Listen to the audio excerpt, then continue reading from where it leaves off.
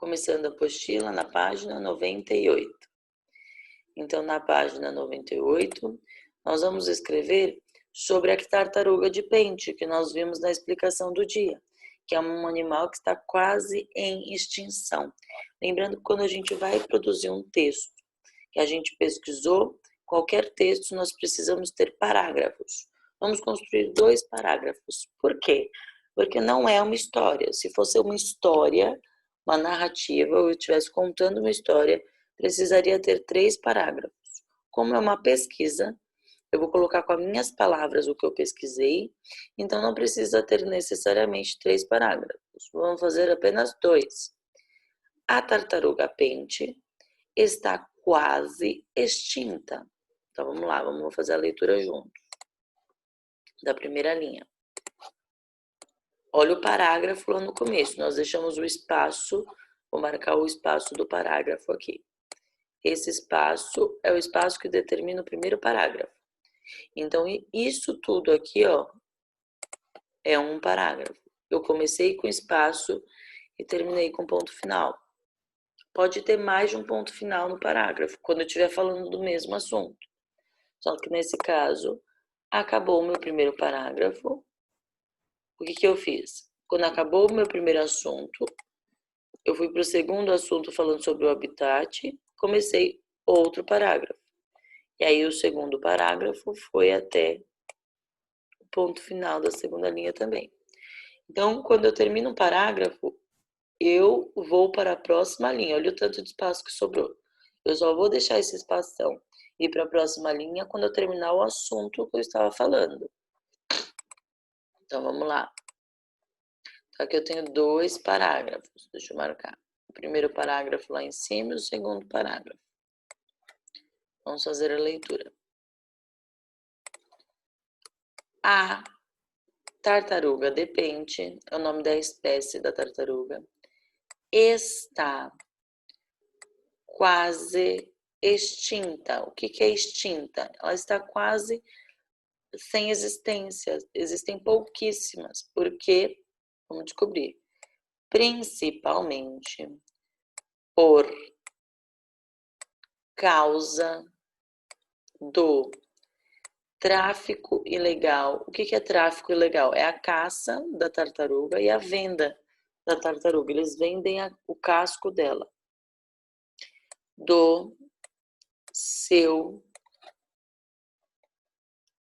casco. Por que eu não usei aspas aqui?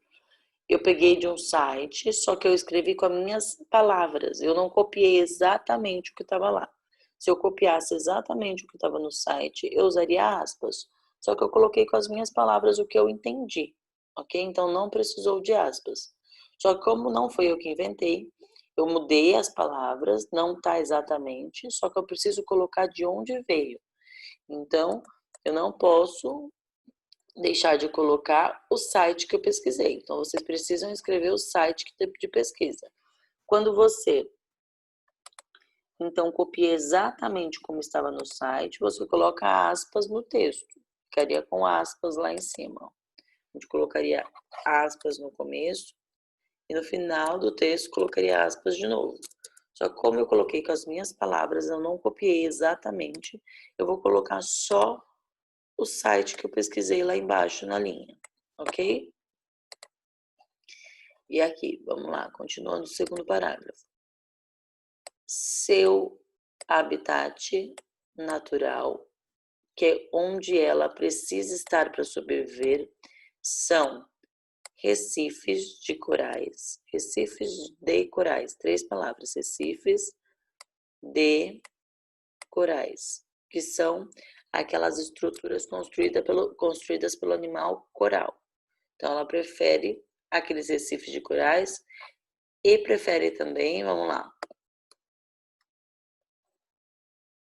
em preferência, então ela prefere águas rasas. Então, ela não gosta muito de estar na profundeza, ela prefere ficar mais com águas rasas, águas não tão profundas. E não se esqueçam de colocar o site de pesquisa, site de pesquisa, porque eu não usei aspas, mas eu preciso mostrar que o texto que eu criei, eu tirei desse site. Então, coloca pause para copiar. Até o site tem que copiar.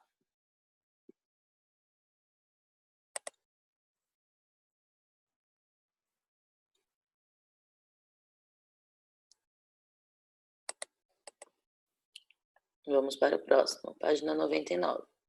Aqui nós temos um texto, o título é Bicho-Pau. Então, ali nós estamos vendo a imagem do bicho-pau, como que ele é. Vamos ler sobre. O bicho-pau possui uma das adaptações mais fascinantes do reino animal, a camuflagem. Então, camuflar é quando você se parece com uma parte do ambiente e fica camuflado, passa desapercebido, fica ofuscado, ninguém consegue te perceber. Então, assim, ele consegue se esconder do predador e da sua presa, para atacar ou para sobreviver. É um animal que pode passar horas paralisado em um galho. Ele consegue ficar muito tempo parado no galho. E aí ele se confunde, ele é confundido com o galho, sem que seja notado. O bicho-pau é um inseto totalmente inofensivo e de movimentos lentos, então ele é bem lento. Vale-se desta curiosa estratégia para se defender de predadores, principalmente de aves. Então, assim que ele se esconde dos seus predadores.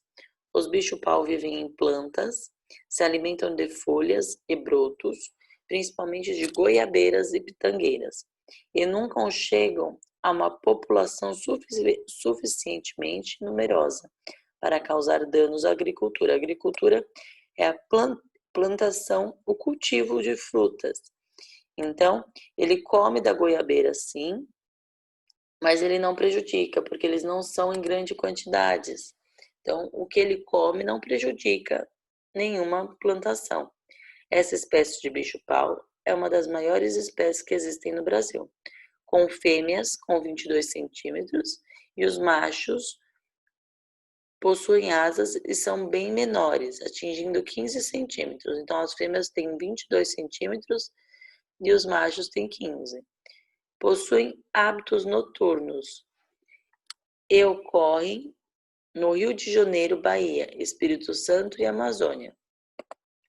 Então, aqui eles têm hábitos noturnos, então eles ficam acordados de dia, caçam, eles ficam acordados de noite. Hábitos noturnos é quando o animal ele tem os seus principais hábitos à noite. Então, ele se alimenta à noite, ele caça à noite. Então, hábitos noturnos é quando ele fica ativo à noite. Então, ele possui seus hábitos de sobrevivência à noite. E o seu habitat é perto das plantações de goiabeira, porque é onde ele precisa estar para sobreviver, de pitangueiras, na Amazônia, no Rio de Janeiro, Bahia, Espírito Santo. Vamos lá, então a gente lê um texto. Na página 100, nós vamos responder as perguntas de acordo. Por que o bicho-pau recebe esse nome?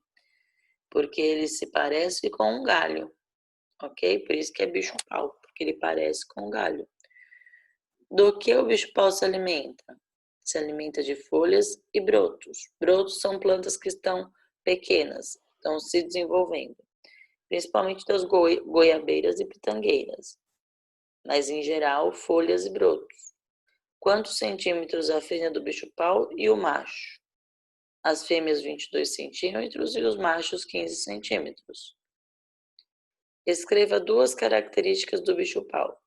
Possui hábitos noturnos e consegue se camuflar. Camuflar é quando ninguém consegue notar ele no meio da natureza, porque ele fica escondido de tanto que ele se parece com o galho. Ele se camufla no galho, fica escondido, porque ele se parece muito com o galho. Marque um X no quadradinho que indica o tipo de hábito do bicho-pau. Hábito diurno, ele caça, ele tem os hábitos de sobrevivência de manhã, durante o dia, hábito diurno ou durante a noite. Hábito noturno, ele possui hábitos noturnos. Ele caça, ele tem seus hábitos de sobrevivência noturnos.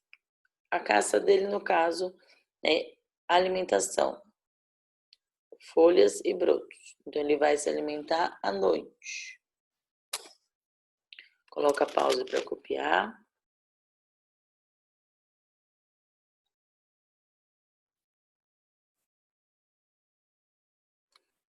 Página 101. Na página 101, nós vamos fazer apenas esse exercício aqui, ok? Exercício 1.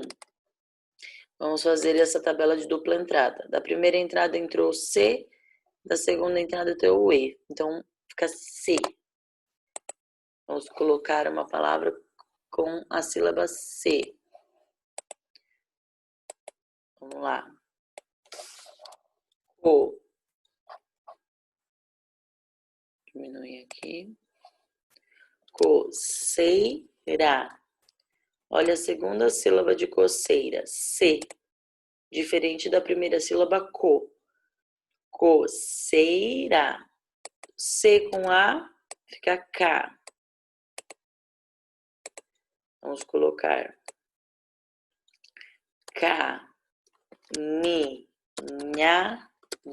caminhada. C com O fica co. Vou pensar em uma cor. Vamos copiando. Mico. C com U fica cu, Curitiba. E C com I fica si. Então, nós demos dois tipos de som. Vamos só escrever aqui. Cinema. Então, percebam os dois tipos de sons com a família da letra C. Nós temos C,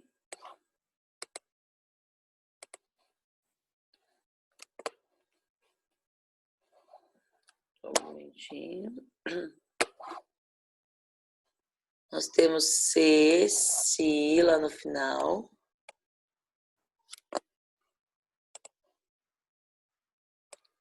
C, si. E o outro som, nós temos K, Ko, Ku. Temos dois tipos de som. K, que é com a vogal A, O, U, fica K, K, Ku. Ou com o som de S, fica C, si. Ok? Coloque em pausa para copiar. E vamos para o próximo. Agora, na página 102, vamos verificar esses sons. Calculador e caneca possuem o mesmo som, K, K, de cacocu. Então, vamos lá, vamos escrever caneca. Caneca. Calculadora. Calculadora. 5 sílabas. Primeira sílaba, cal. Cal. Olha o L no final da sílaba. Fica cal. Calculadora.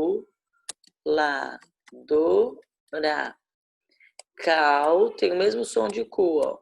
Cacu. Cacu. Então, eles têm o mesmo som. K e cu. Calculadora. E caneca também. Coloca a pausa para copiar. Cenoura e capacete. Vamos lá. C. Já tem outro som aqui, ó. Cenoura.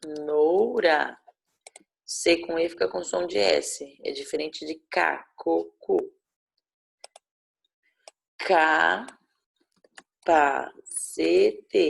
Olha só, o capacete tem os dois sons. Tem o som de cacocu aqui e o som de ceci. C.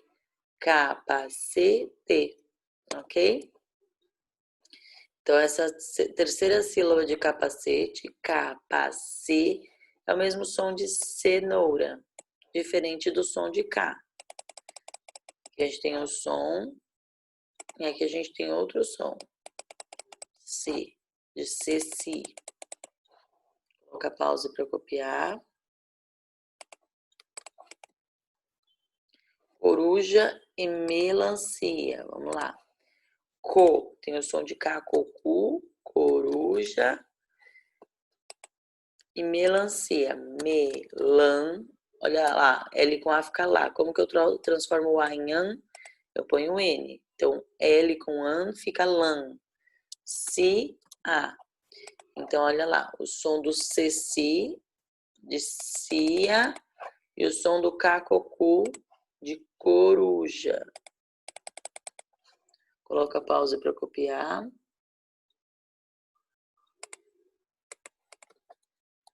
Página 104, nós temos aqui uma história. Agora nós vamos escrever um texto para uma história. Nós vamos contar uma história, diferente do texto de pesquisa. Do texto de pesquisa eu estava pesquisando informações, agora eu vou ter uma história. Então eu preciso de 3 parágrafos. O início, o meio e o fim. Então o que acontece aqui na história? Vamos lá. Vamos descobrir o início, o meio e o fim. O início, eles querem tirar uma foto do Cebolinha levantando uma barra de peso.